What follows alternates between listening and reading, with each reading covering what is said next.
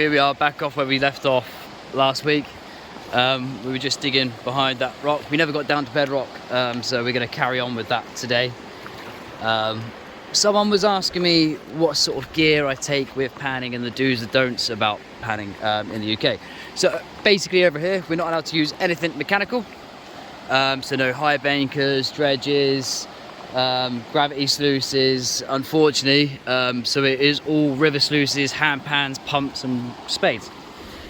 So yeah, so this is the kit that I like to bring. Everything fits in a nice compact bag, really handy. So you've got on the side here, I've got my bucket, which I like about this bag because everything just straps to it. Bucket, coffee, always important.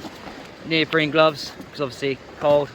What I like about this bag is all the straps, you can hang all sorts of stuff with it. Midgie net, and then inside I have me super pump.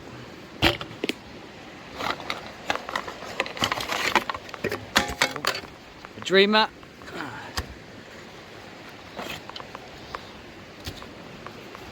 Gold monster.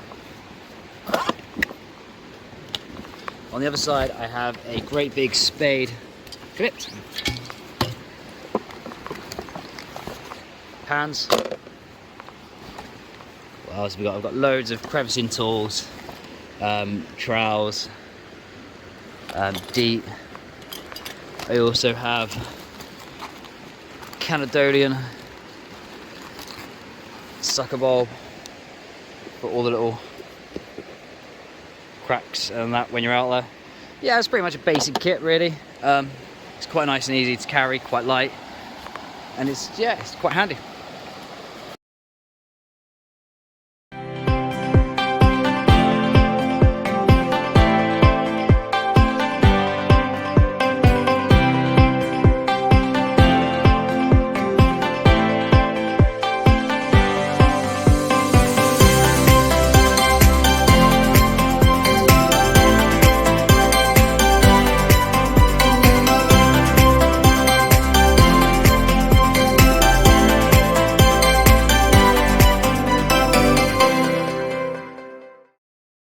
My first bucket from this hole here.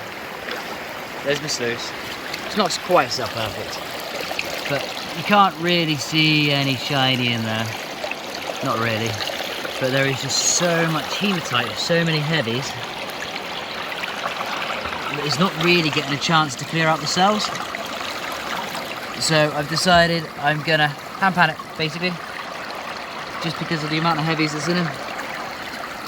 So to give you a rough idea of the amount of heavies we end up in a pan on this certain location, so this is from one bucket ran through the sluice, and that is all hematite. Obviously there's going to be a little bit of gold in there, maybe a little bit of blonde sand, but not a lot. And it just clogs your dream mat sluice up so quickly. The cells don't work as well, it doesn't exchange as easy. I tend to struggle. If anyone has any better sluices that you reckon would be, you know, more durable for this area, that works really well with heavy material, yeah, just let me know in the comments. So just did a back pan. There's quite a big backwash in that, to be fair, because of the amount of heavies in it, but there is two little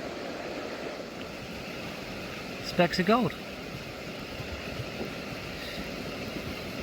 So at the end I'll do a nice close-up photo of all the gold we find.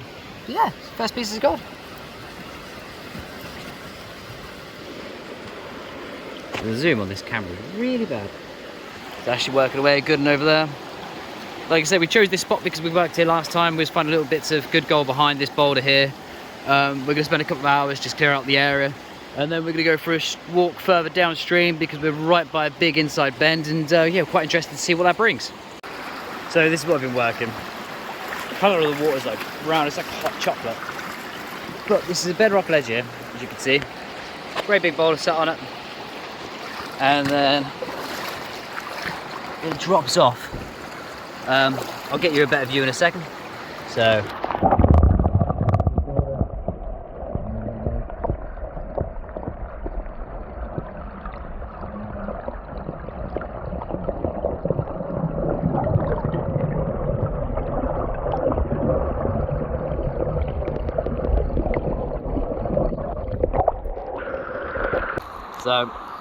pan away from a bucket.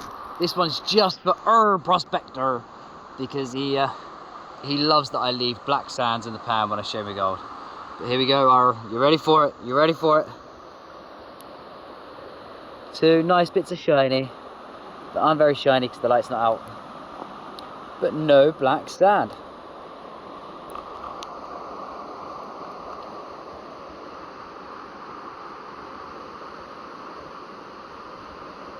Just a little something to why I just stop and have a brew and a cigarette, to why I picked this spot to dig around in.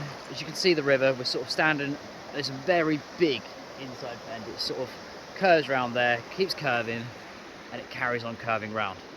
But all along the side of this bank here, you've got boulder, boulder. Don't get me wrong, it's very sandy. Boulder, boulder, boulder, boulder. All on this side, it's just big boulders, big heavy rocks. You find things like over here, you've got a great big ironstone.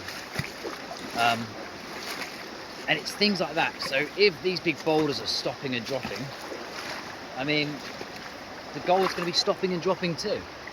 Over on that side of the river, you will still find gold. Don't get me wrong.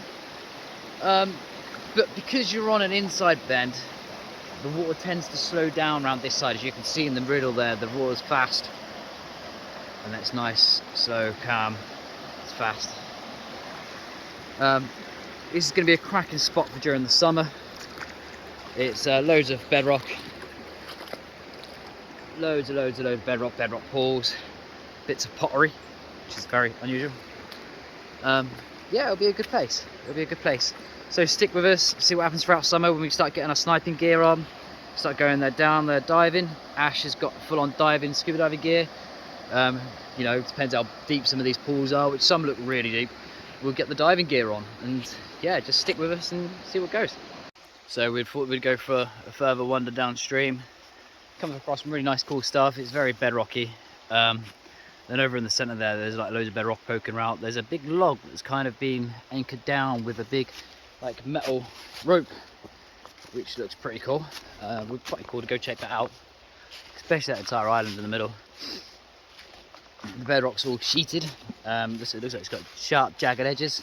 It's where the rest of the bedrock that I've seen in this river is smooth. So there'll be lots of potential for gold sitting in cracks.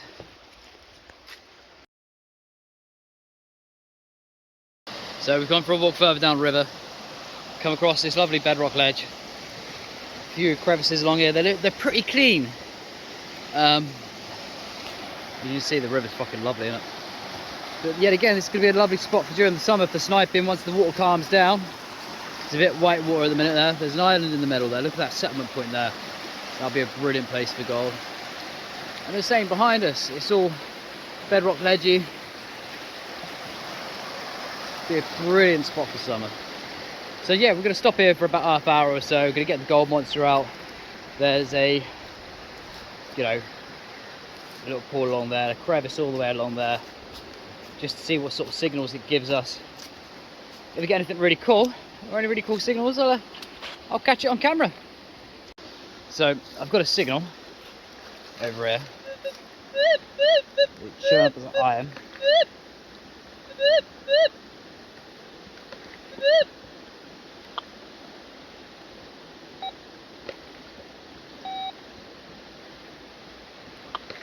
But if you look at what it's showing onto, if I put the monster down without dropping it, it's very packed all the way along. So we're going to spend a little bit of time here, clear it out, see what we find really. So I was getting that signal down here, and yeah, I decided to dig it out. I'd like to introduce you to the new piece of gold mining equipment, the Lead Monster 1000. It's absolutely amazing at finding lead. So yeah, if you're a keen fisherman and you lose your lead fishing weight, it's the tool to get. Lead Monster 1000.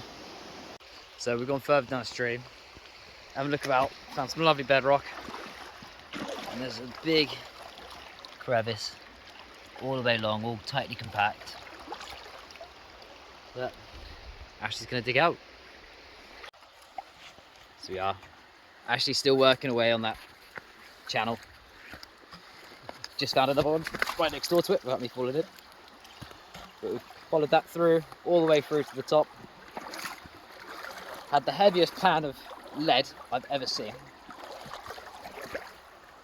It's got a few nice little deep pivots in it. Nothing major gold-wise though.